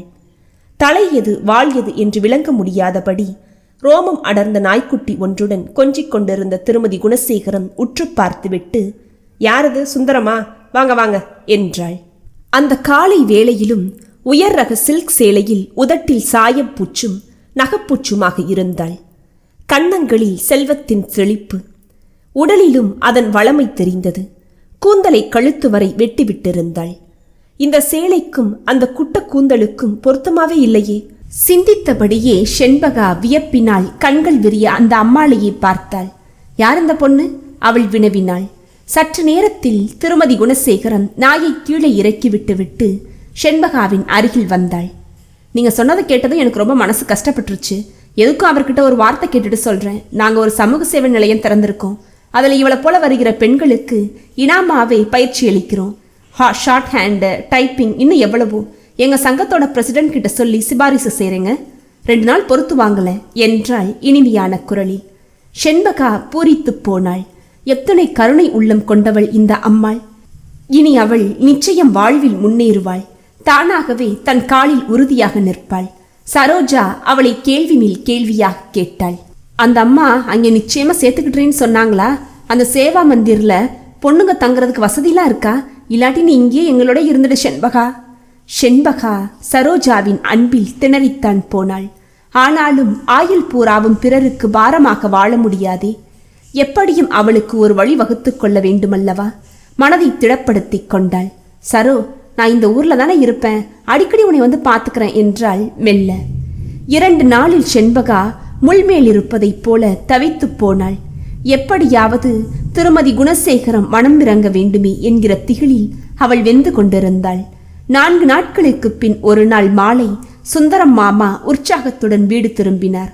செண்பகா, உனக்கு அந்த சேவா மந்திர்ல இனாமா கத்துக் கொடுக்கறதுக்கு ஏற்பாடு செஞ்சுட்டாங்களா? செண்பகா சந்தோஷ மிகுதியுடன் தேங்க்ஸ் மாமா. ஆனா ஒரு சங்கடம். என்ன மாமா? பீதியுடன் அவரை பார்த்தாள் அவள். அங்க ஹாஸ்டல்ல தங்க இடம் கிடையாதான். தினமும் இங்கிருந்து அவ்வளவு தூரம் போகணுமேப்பா. சரோஜா கவலை தெரிவித்தாள். அதுக்கும் அந்த அம்மாலே ஒரு வழி தெரிவிச்சாங்க. அதாவது பயிற்சி முடிகிற வரை அவங்க வீட்லயே தங்கிக்கட்டும். அவங்க தினசரி அங்கே போறப்ப கொண்டு போய் விட்டுறாங்களா. திரும்பி வந்துட்டா மட்டும் போதுமா. பயிற்சி முடிஞ்ச பின்னாடி அவங்களே வேலை வாங்கி தரவும் ஏற்பாடு செய்யறதா சொன்னாங்க. நன்றி பெருக்கால் செண்பகாவிற்கு வார்த்தைகள் வர மறுத்தன. கண்களில் நீர் பணிக்க, அவங்க வீட்டில் எப்படி மாமா என்று திணறினாள். ஏதாச்சும் கூடமாட உதவி செஞ்சு உன் நன்றியை தெரிவியே சரோஜா கூறி வைத்தாள். மறுநாள் மாம்பழம் பங்களாவிற்குள் செண்பகா நுழைந்த போது திரு குணசேகரன் வரவேற்பறையில் உட்கார்ந்திருந்தார். மனைவியின் ஆடம்பர அலங்காரத்திற்கு நேர் எதிரான ஒரு தோற்றம். வெள்ளை வெளியேறின்ற வேட்டியும் சட்டையும் நெற்றியில் திருநீருமாக தினசரி தாளில் மூழ்கியிருந்தார். கனத்த மூக்கு கண்ணாடி, தலை முழுவதும் வழுக்கை, முகத்தில் எந்தவிதமான சலனமும் இல்லை. வணக்கங்கய்யா. சுந்தரம் மாமாவை நிமிர்ந்து பார்த்தவர், இதை பாரு, உனத்தானே நம்ம சுந்தராய்யா வந்திருக்காரு பாரு என்றவர் மீண்டும் தினசரியில் ஆழ்ந்து விட்டார். அந்த கவலையில்லா மனிதர். திருமதி குணசேகரம் உள்ளிருந்து வந்தவள், வாங்க வாங்க, வீட்டில் சமையலுக்கு ஆள் இல்லை, அவசரமா இங்க கிளப் மீட்டிங் வேற, ரொம்ப வேலையா இருந்துட்டேன் அதான் என்றாள். குழந்தைய அழைச்சிட்டு வந்துட்டேன் சுந்தரம் சுருக்கமாக கூறினார்.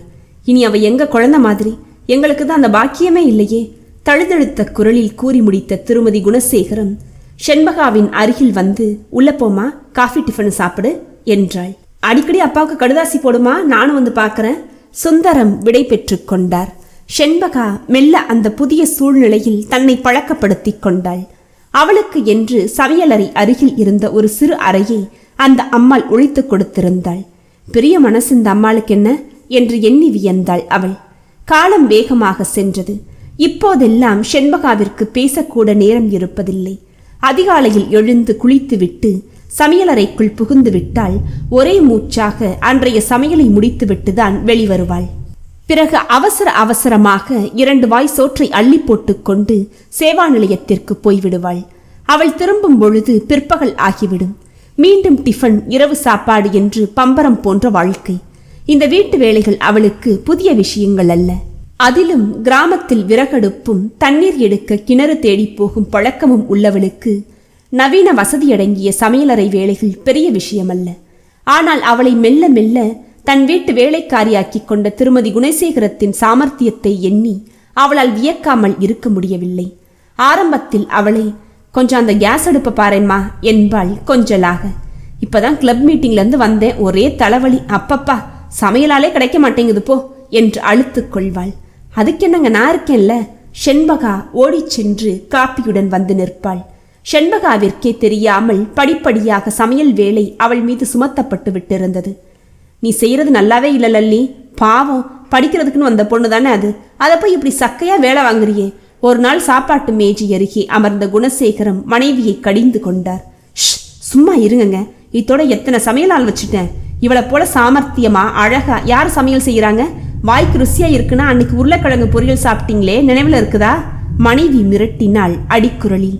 மேஜை மீது உணவு பரிமாற வந்த செண்பகாவின் காதுகளில் அந்த வார்த்தைகள் தெளிவாக விழுந்தன.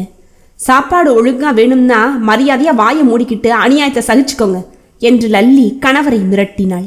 சட்டென சமையலறைக்குள் சென்றுவிட்டு அப்போதுதான் வருபவள் போல செண்பகா சாப்பாட்டு மேஜை அருகே சென்றாள். இன்னைக்கு குருமா ரொம்ப பிரமாதம் உளறினார் குணசேகரம். செண்பகா பதில் பேசவில்லை. அவளுக்கு நிலைமை நன்கு புரிந்து விட்டிருந்தது. ஆனால் ஊரில் இருக்கும் அப்பாவிற்கு மட்டும் குணசேகரம் தம்பதிகளை வானலாவ புகழ்ந்து கடிதம் எழுத தவறமாட்டாள். ஆயிற்று, இன்னும் 2 மாதங்கள்தான். பல்லை கடித்துக்கொண்டு தள்ளிவிட்டால் பயிற்சி பரீட்சை முடிந்து கையில் அத்தாட்சி பத்திரத்துடன் வேலையும் கிடைத்துவிடும். பிறகென்ன? செண்பகாவின் பொறுமையையும் சோதிக்கும் காரியம் ஒன்று அன்று நடந்துவிட்டது. திருமதி குணசேகரம் வாரம் ஒரு முறை அவர்களது கிளப் அங்கத்தினர்களுடன் தன் வீட்டிலேயே கூடி விவாதிப்பது வழக்கம். அன்று அவர்களது கிளப் பிரசிடென்ட் ஞானாம்பாளும் வந்து சேரவே காரசாரமான விவாதங்களும் தீர்மானங்களும் நடைபெற்றன. அவர்களது சேவா மந்திரின் பயிற்சி கால முடிவின் போது நடத்த வேண்டிய விழா விவரங்கள் அலசப்பட்டன. ஞானாம்பாள் அம்மையார் முடிவில் கூறினார், ஒரு சந்தோஷ சமாச்சாரம் ஒன்று சொல்ல விரும்புகிறேன். இந்த சேவா நிலையம் சம்பந்தமா வெளிநாட்டு பயணம் ஒன்று போக திட்டமிட்டிருக்கேன். அப்ப இதே போல உலகம் முழுசும் பல்வேறு நாடுகளில் நடைபெற சேவா நிலையங்கள் எப்படி இயங்குறதுங்கிறத பார்த்துட்டு அதைப்படி நம்மளுக்கு என்ன செய்யலாங்கிறத பார்க்க போறேன். இதுக்கு அரசாங்க அனுமதி உதவியாவும் வந்தாயிருச்சு. என்னோட வர்றதுக்கு இன்னும் 2 பேரை தேர்ந்தெடுக்க போறேன். பலத்த கைத்தட்டலும் மகிழ்ச்சியுமாக கூட்டம் ஆராவாரித்தது. திருவிழச்சீட்டு போட்டு பார்ப்போம், ஒருத்தி ஆலோசனை கூற அனைவரும் ஆமோதித்தனர். வெளிநாட்டு பயண வாய்ப்புக்கு திருமதி குணசேகரம் மற்றும் ஒரு பெண்மணி என்று வந்தது. கைத்தட்டலும் பாராட்டுதல்களுக்கும் இடையில் திருமதி குணசேகரம் தடுமாறி போய்விட்டாள். ஆனந்த மிகுதியால் உறக்க, செண்பகா, எல்லாருக்கும் காஃபி டிஃபன் கொண்டு வா, அப்படியே ஸ்டோர் ரூம்ல இருக்கிற எவர் சில்வர் தூக்குல மைசூர் பாகு வச்சிருக்கிறேனே கொண்டு வா என்று கத்தினாள். நீங்க ஒரு ட்ரீட் கொடுக்கணும், வீட்டில் செஞ்சு வச்சிருக்கிற ஸ்வீட்டை கொடுத்து ஏமாத்தாதீங்க. ஒருத்தி கீச்சு குரலில் கூவ கொள்ளென்று சிரிப்பு அலைமோதியது. செண்பகா சிறு சிறு காகித தட்டுகளில் சிறிது மிக்சரும் மைசூர் பாகுமாக எடுத்து மரத்தட்டில் வைத்தபடி அங்கே வந்தாள். இது இந்த பொண்ணு ஞானாம்பாள் நினைவை கசக்கிக் கொள்ளும் முன், ஆமா பாவம், நான் தானே உங்ககிட்ட சிபாரிசுக்கு கொண்டு வந்தேன், ரொம்ப நல்லா ஷார்ட் ஹேண்ட் டைப்பிங் கத்துக்கிட்டா, தங்க இடம் இல்லைன்னா என்கிட்டயே இருக்கட்டுமேனு வச்சுக்கிட்டேன். லல்லி முந்திக் கொண்டாள். நீங்க எப்பவுமே ரொம்ப தாராளம்தான் போங்க, ஒருத்தி முகஸ்துதி செய்தாள். ஞானாம்பாள் செண்பகாவின் அழகிய முகத்தையே பார்த்தாள். ஏம்மா, உனக்கு அப்பா அம்மா யாருமே இல்லையா? இருக்காங்கம்மா. இல்ல, அப்பா இருக்காரு, அம்மா இல்லம்மா, ஊர்ல அப்பா இருக்காரு. உதடுகள் விகாரமாக கோணிக்கொண்டன. வார்த்தைகளை முழுதாக பேச அவள் படும் சிரமம் அந்த அம்மாளுக்கு புரிந்துவிட்டது. பாவம், இது ஒரு குறைங்க, அதனாலதான் இந்த பொண்ணுக்கு கல்யாணமே நின்றுடுச்சான். லல்லி விவரிக்க ஆரம்பித்ததும் மேற்கொண்டு நிற்க பிடிக்காமல் சமையலறைக்குள் காஃபி எடுத்து வர மரத்தட்டுடன் ஓடினாள் செண்பகா. காப்பி கோப்பைகளுடன் அவள் திரும்பியதும் அங்கே திக்குவாய்க்கான சிகிச்சை முறைகளை பற்றி பலவாறாக பேசிக் கொண்டிருந்தன. இதெல்லாம் ஒரு பெரிய குறையா? என் ஆத்தி மகன் இவளை விட பெரிய திக்குவாயன். அவனுக்கு 10,000 ரூபாய் வரதட்சணை கொடுத்துல கல்யாணம் கட்டிக்கிட்டாங்க என்றாள் அலட்சியமாக ஒருத்தி. அவன் ஆம்பளை, இவ பொம்பளை பிள்ளையில. இந்த தாழ்வு மனப்பான்மைய நாமெல்லாம் ஒதுக்கி தள்ளணும் முதல்ல. ஞானாம்பாள் சினத்துடன் ஒளிந்தாள். அனைவரும் மௌனம் சாதித்தனர். இப்ப இவளையே எடுத்துக்கோங்களேன், இவளுக்கு ஸ்பீச் தெரப்பி கொடுத்து குணப்படுத்த முடியும். ஞானாம்பாள் விடாமல் கூறினாள். இதை பாருமா செண்பகா, பரீட்சை முடிஞ்சு என்னை வந்து பாரு. அந்த மாதிரி பயிற்சி முகாமை பத்தி கேட்க உன்னை அழைச்சிட்டு போக ஏற்பாடு செய்யற. இதெல்லாம் ஒரு குறையா? ஒரு குறிப்பிட்ட வார்த்தை அல்லது எழுத்த பேசும்போது உனக்கு திக்குது, நாக்கு பொருளை மறுக்குது இல்லையா? அவ்வளவுதானே? செண்பகா கண்ணீர் துளிர்க்க தலையை ஆட்டினாள். பயப்படாத, அப்படி வரும் வார்த்தைகளை மாத்தி பேசுறபடி பழக்குவாங்க. இல்ல வேற ஏதாச்சும் சமிங்க செய்து அதை தடுமாற்றத்தை மற்றவங்க புரிந்து கொள்ளாதபடி செஞ்சிடுவாங்க. அப்படி நீயும் செய்யலாம்ல, எங்களை போலவே நீயும் பேசலாம், கவலைப்படாத என்ன? ஞானாம்பாள் கருணை பொங்கும் குரலில் கூறினாள். எப்படிங்க? லல்லி ஆவலுடன் கேட்டாள். எனக்கு தெரிஞ்ச ஒரு பொண்ணு இப்படிதான் பேச்சு திக்கிக்கும். அப்படியே பேச்சு திணறுவோன்னு தோன்ற சமயம் பார்த்து சட்டுன்னு நிறுத்தி தன்னோட கைகளில் ஒருவித ஓசை செய்வா. கேட்குறவங்க கவனம் அது மேலே திரும்பும். மேலே அவள் பேச்சை தொடர்வா. இந்த ஸ்பீச் தெரப்பி முறையை அவள் கற்று வச்சிருந்தாலே, செண்பகாவுக்கும் ஏன் அந்த மாதிரி பயிற்சி கொடுக்கக்கூடாது? பிறகு அவளை போல பல பெண்களுக்கு நம்மளோட சேவை நிலையத்திலே ஒரு வகுப்பு நடத்தலாமே. ஞானாம்பாள் அம்மாளும் மற்றவர்களும் விடை பெற்று போய் வெகுநேரம் ஆகியும் செண்பகா பிரம்மை பிடித்தவள் போல நின்றிருந்தாள். நிச்சயம் அவளுக்கு ஒரு எதிர்காலம் இருக்கிறதா? சரோஜா அவளை பார்க்க ஒரு நாள் சுந்தரம் மாமாவுடன் வந்திருந்தாள். செண்பகா ஞானாம்பாள் அம்மாளின் கருணையை பற்றி விவரித்தவுடன் உணர்ச்சி மிகுதியால் கண்களில் நீர் கோர்த்து கொண்டது. மேலே விவரமாக பேச முடியாமல் நாக்கு தடுமாறியது. எனக்கு ரொம்ப சந்தோஷமா இருக்கு செண்பகா, நீ திரும்பி ஊருக்கு போறதுக்குள்ள ஒரு நல்ல வேலை மட்டும் இல்லை, நல்லபடியே பேசவும் வேணும். சரோஜா நான் தழுதொழுக்க கூறினாள். அப்பாவுக்கு எழுதிட்டியா? ரொம்ப சந்தோஷப்படுவாரு, சுந்தரம் மாமா கூறினார். சர்டிஃபிகேட் கொடுத்துட்டாங்கன்னா என்னை நினைவில் வச்சுக்க, என்கிட்ட நேராக கொண்டு வந்து காட்டணும் என்ன? சரோஜா சிரித்தாள். நாட்கள் ஓடிச் சென்றன. பரீட்சை நடந்து கொண்டிருந்தது. அவள் நன்றாகவே பரீட்சையில் செய்திருந்தாள். கடைசி பரீட்சை அன்றுதான் அந்த சம்பவம் நடந்தது. லல்லி தனது வெளிநாட்டு பயணத்திற்காக அங்குமிங்கும் ஓடிக்கொண்டிருந்தவள் விசா, பாஸ்போர்ட், இன்னும் என்னென்னவோ விவரங்கள், வெளிநாட்டில் அவள் பேச வேண்டிய பேச்சின் பிரதிகள் எல்லாத்தையும் எடுத்து வைத்துக் கொண்டாள். அன்று காலை பரீட்சைக்காக அவசரமாக புறப்பட்டு கொண்டிருந்த செண்பகாவிடம், இதை பாரு, இந்த சொற்பொழிவை அப்படியே ஒரு 4 காப்பி டைப் செஞ்சுட்டு வா என்றாள் லல்லி. செண்பகா திகைத்து போனாள். கடைசி பரீட்சை அப்போதுதான். சமையலறையிலிருந்து வெளிப்பட்டு வந்திருந்தாள். இதை தயார் செய்துவிட்டு எப்போது அவள் போவது? அழுகையும் துக்கமும் பீரிட்டது. எதையாவது சொன்னால் அந்த அம்மாள் சீறி விழுவாள். நடுக்கத்துடன் வாயிற்பக்கம் வந்தாள். குணசேகரம் வரவேற்பறையில் அமர்ந்திருந்தவர் அவளை கண்டதும், இன்னும் நீ போகலையாமா, நேரமாகுதே என்று கேட்டார். பின்னாலேயே வந்த அவர் மனைவி மழுப்பலாக, எனக்கு அவசரமா சில கடிதாசிகளை டைப் படிக்கணும், அதான் பண்ணி கொடுத்துட்டு போக சொல்லியிருக்கேங்க என்றாள். நல்லா இருக்குதே நீ செய்யறது, முதல்ல அந்த பொண்ணை அனுப்பி வை, சாயங்காலம் அடிச்சு வைக்க சொல்லு. என்னவோ ஏழை பொண்ணு பேச மாட்டோமா உங்ககிட்ட மாட்டிக்கிடுச்சுன்னு வேலை வாங்குற ரொம்ப தான் கடிந்து கொண்டார் அவர். பிறகு செண்பகாவின் பக்கம் திரும்பி, அதெல்லாம் இப்படி வச்சுட்டு முதல்ல பரீட்சைக்கு போமா விரட்டினார். தப்பித்தோம் பிழைத்தோம் என்று செண்பகா அந்த தாள்களை வரவேற்பறை மேஜை மீது வைத்துவிட்டு வெளியே இறங்கினாள். எங்கேயோ கிடந்ததுகளை பிடிச்சிட்டு வந்து இறக்கம் கொடுத்து இடம் கொடுத்தேன். இப்போ நன்றி கெட்டதுங்க என் வேலையை முடிச்சு கொடுக்க கூட நேரம் இல்லாதுங்களுக்கு. நீ வேற எதுக்கு பக்கவளமா இருக்கிற என்ன? உறக்க ஆவேசமாக லல்லி கத்தியது செண்பகாவின் காதுகளில் மோதி அவளை பின்னும் வேகமாக வெளியேறச் செய்தது. பரீட்சையை நன்கு முடித்து விட்டோம் என்ற திருப்தியுடன் வீடு திரும்பியவளுக்கு திருமதி லல்லி குணசேகரம் பெரிய அதிர்ச்சி வைத்தியம் செய்துவிட்டாள். குணசேகரம் வெளியே சென்றிருந்தார். இதை பாரு, உனக்கு முன்கூட்டியே சொல்லி வைக்கிறேன், இன்னும் கொஞ்ச நேரத்துல எங்க கிளப் பிரசிடென்ட் வரப்போறாங்க. அன்னைக்கு சொன்ன ஸ்பீச் தெரப்பி விஷயமா உங்ககிட்ட பேச போறாங்களா? அவளுக்கு மூச்சு வாங்கியது. செண்பகா ஆவலுடன் அவளை பார்த்தாள். அந்த அம்மா வந்து உன்னை கூப்பிட்டா நீ போகக்கூடாது, வர முடியாதுன்னு சொல்லணும், புரியுதானே? அதட்டினாள். செண்பகா அதிர்ந்து போனாள். ஏன் அப்படி சொல்லணும்? ஏன்னா இத்தனை நாள் உன்னைய வச்சு சோறு போட்டேனே அந்த நன்றிக்காக. நான் 3 வாரம் வெளிநாடு போகிறேன். இந்த சமயம் பார்த்து நீ போயிட்டீன்னா இந்த வீடு என்ன ஆகுறது? ஐயாவை யாரை கவனிக்கிறது? உரிமினாள் அவள். இத்தனை நாளும் நீ சும்மாவா சோறு போட்ட? நான் இல்லாதப்ப நீங்களும் உங்கள் ஐயாவும் என்ன செஞ்சீங்க? எனக்கு நல்வாழ்வு வரப்போகிற வேலையில் அதுவும் வழிய வர சமயம் அதுக்கு நிற்க நேரம் இல்லை உங்களுக்கு என்ன? வாயில் வார்த்தைகள் ஆத்திரமாக ஆவேசமாக புரண்டன.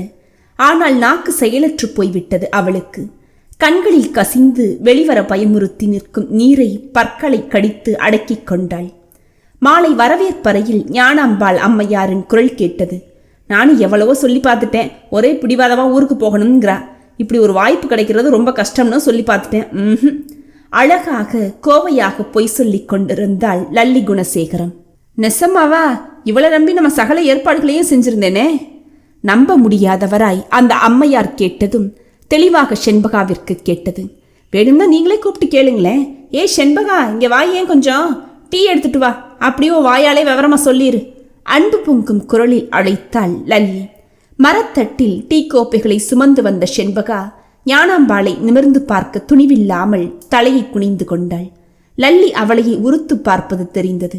எங்கே தன்னையும் அறியாமல் உண்மை வெளிவந்து விடுமோ என்ற பயம் அவளுக்கு. டீ கோப்பையை கையில் எடுத்த ஞானாம்பாள், நெசமாவே உனக்கு இந்த ஸ்பீச் தெரப்பில நம்பிக்கை இல்லையா? ஏன் மாட்டேன்றியா என்று கேட்டாள். அப்பாவை பார்த்துட்டு பிறகு வர்றேன், ஊருக்கு போயிட்டு முடிக்காமல் உள்ளே சென்று விட்டாள் செண்பகா.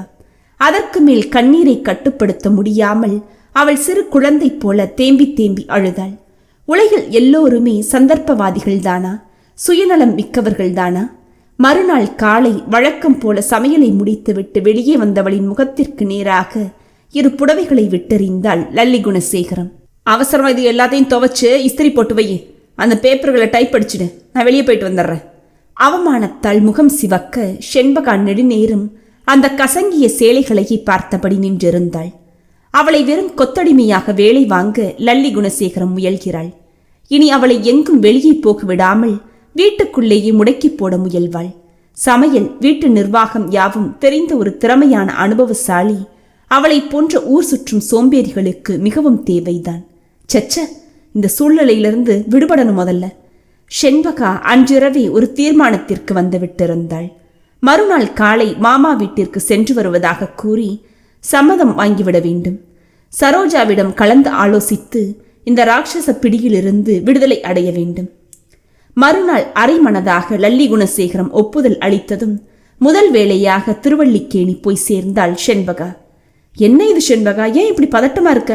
சரோஜா விசாரித்து முடிப்பதற்குள் திக்கி திணறி உள்ளத்து உணர்ச்சிகளை கொட்டி முடித்து விட்டாள் செண்பகா. சரோஜா ஆத்திரத்தில் துடித்து போனாள். பெரிய சமூக சேவை செய்யறாங்களா? பசுத்தோல் போத்திய புளிங்க இவங்கள! பல்லை கடித்தாள் அவள். மாமா எங்க சரோ? செண்பகா கேட்டாள். அப்பா ஏதோ தரகு விஷயமா ஹைதராபாத் போயிருக்காரு. அப்பா வர்ற வரைக்கும் காத்திருக்காத. நீ இப்பவே அந்த வீட்டை விட்டு புறப்படு. இனி அங்கே 1/2 நிமிஷம் கூட நிக்க கூடாது நீ, பிடிவாதமாக கூறினாள் சரோஜா. அப்படி திடீர்னு வந்துட்டா இவ மேல அவங்களே ஏதாச்சும் திருட்டு குத்த சுமத்திட்டாலும் ஆச்சரியப்படுறதுக்கு இல்ல. இப்படிப்பட்டவங்க என்ன வேணும்னாலும் செய்வாங்க.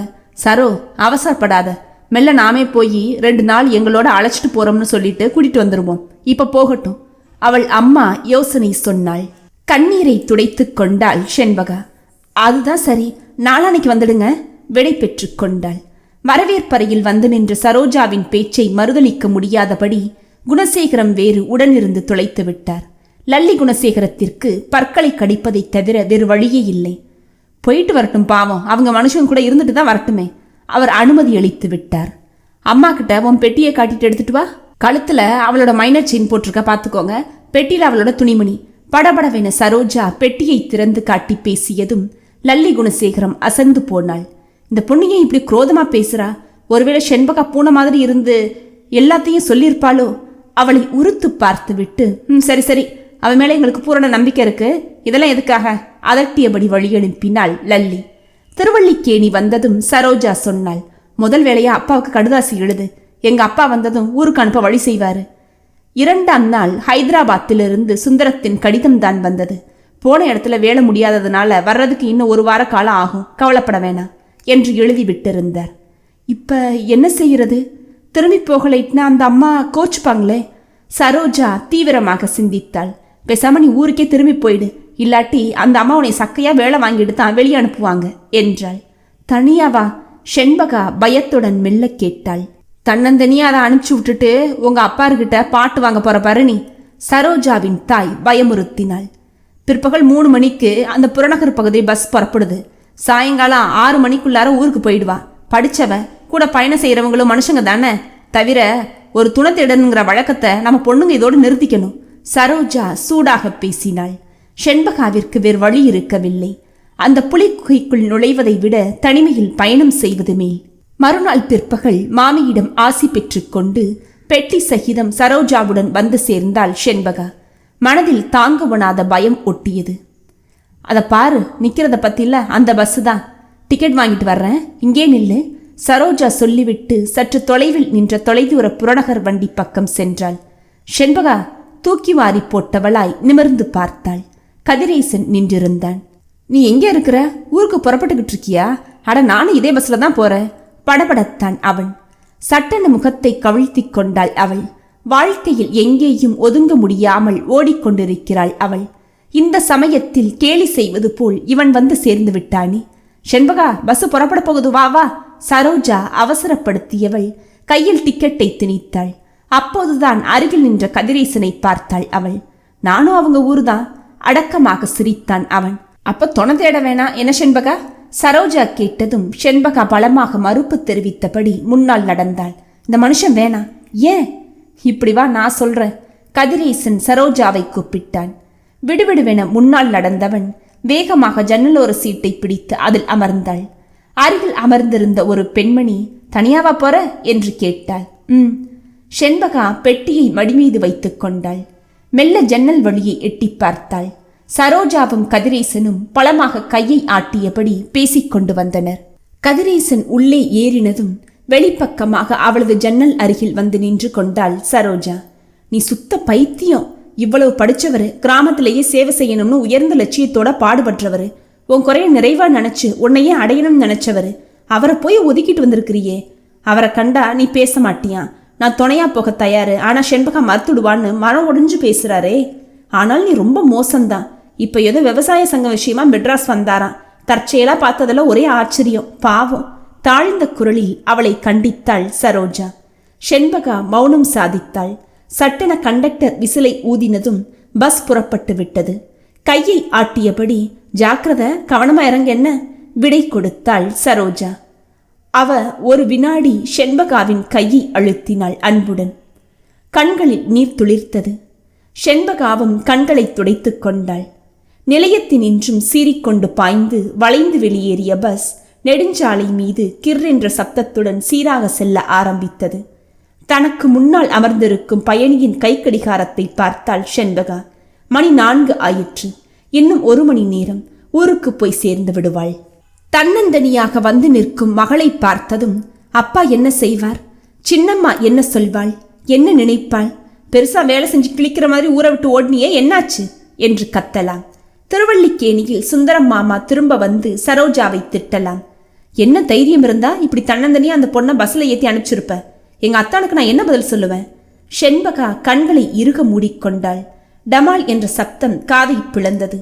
தொடர்ந்து ஐயோ என்ற கூக்குரல்கள். என்னவோ நிகழ்ந்து விட்டது என்ற கிளியில் வண்டிக்குள்ளிருந்து குழப்பமும் கூச்சலும், குழந்தை பெரியவர் என்று வேற்றுமை இன்றி அழுகுரல்கள் கேட்டன. செண்பகா முன்புற சீட்டில் முட்டிக்கொண்டாள். நடுநடுங்கி போன அவள் கண்களை திறந்து பார்த்தாள். நெற்றியை தொட்டு பார்த்தாள். நல்ல வேளை, விபத்து ஏதும் இல்லை. வண்டி சக்கரம் வெடித்து விட்டது. டிரைவர் மிக சாதுரியமாக பஸ்ஸை ஓரமாக நிறுத்த நினைத்திருக்கிறார். நெடுஞ்சாலை ஓரத்தில் நின்ற பெரிய புளிய மரத்தின் மீது லேசாக ஒரு இடி, ஒரு குலுக்கல், அவ்வளவுதான். ஏயா, புறப்படும் போது எல்லாம் சரியா இருக்கான்னு பார்க்கக்கூடாது? ஒருவர் கத்தினார். இதற்கிடையே கண்டக்டரும் டிரைவரும் வாக்குவாதம் செய்ய தொடங்கினார்கள். ஜாக்கியை எங்கே வச்சையா? காணமே. நீ பார்த்து வச்சுக்காம என்னையா ஆளு நீ? இப்ப மறுபடியும் ஏதாச்சும் வண்டி வந்தா நிறுத்தணும், இல்லாட்டி 6 மைல் அந்த பக்கம் போகணும். பெரிய பேஜாரான பொழப்பு போ. அவர்களை சமாதானம் செய்து வைத்தபடி பயணிகள் வண்டியை விட்டு கீழே இறங்கினார்கள். வெடித்த டயரை கழற்ற ஜாக்கி வேண்டும். எதிரே வந்த லாரியை நிறுத்தி உதவி கேட்டார் டிரைவர். சத்த நேரத்துல சரியாயிடும். பேசியபடி ஆங்காங்கே மக்கள் கூட்டம் தேங்கி நின்றது. செண்பகாவும் இறங்கி நின்றாள். கதிரேசன் சற்று தூரத்தில் நின்றிருந்தான். அவளுக்கு ஏனோ அவனை பார்க்கவே கூச்சமாக இருந்தது. சற்று நகர்ந்து தொலைவில் தெரிந்த ஒரு குடிசை வாயிற் பக்கம் சென்று நின்றாள். டயரை கழற்றி லாரியில் போட்டுக்கொண்ட கண்டக்டர் போய்விட்டார். நேரம் ஊர்ந்து சென்றது. மெல்ல மெல்ல இருள் கவியத் தொடங்கியது. செண்பகாவை காரணமில்லாத பயம் கவ்விக்கொண்டது. நெஞ்சில் திகிலினால் நாக்கு வறண்டது. திரும்ப குடிசை பக்கம் பார்த்தாள். குடிக்க நீர் கேட்டால் என்ன? சற்று தள்ளி கவியும் இருளில் நின்று கொண்டிருப்பவர்களை பார்த்தாள். மெதுவாக குடிசை அருகில் சென்று குனிந்தாள். யாரது? அதட்டியபடி வெளியே எட்டி பார்த்தாள் தடித்த பெண்மணி ஒருத்தி. கொஞ்சம் தண்ணி வேணும் தயக்கமாக கேட்டவளின் முகத்தை உற்று பார்த்தவள் உள்ளவ தரேன் என்றாள். மெல்ல உள்ளே சென்றாள் செண்பகா. இந்த தண்ணி என்று குரலை கேட்டு திடுக்கிட்டாள் அவள். கழுத்திற்கு நேராக கூரிய கத்தியை நீட்டியபடி முரடன் ஒருவன் நின்றான்.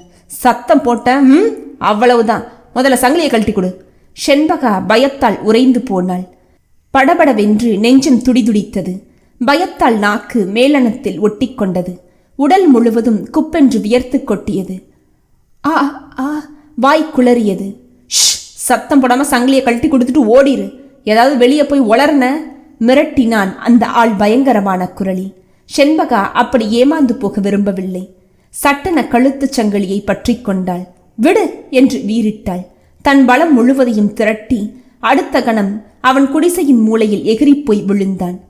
கும்மென்ற ஒளியுடன் குத்துகள் சரமாரியாக விழுந்தன.